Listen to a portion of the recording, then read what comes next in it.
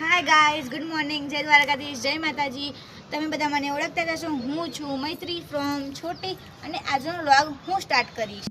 મમ્મીએ સવારમાં કાતરીની તૈયારીઓ કરી દીધી હતી અને તેની અંદર પહેલા ગોળની તૈયારી કરીને ગેસ પર મૂકી દીધો હતો અને બીજા ગોળની તૈયારી કરી નાખી હતી.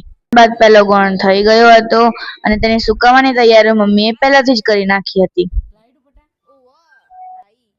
શકો છો અમે ઘણી બધી કાતરી બનાવી છે અને તેને સૂકવી પણ નાખી છે, પણ આજનું વાતાવરણ થોડું વાદળછાયું હતું. તે આપણે જોઈશું સાંજે કે સુકાય છે કે નથી સુકાતી.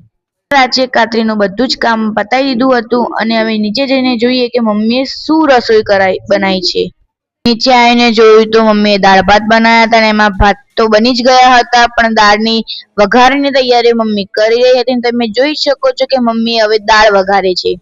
આ છે મારી મમ્મી અને તેના હાથના દાળ ભાત ખાવા તો તમે જરૂરથી આવી જજો.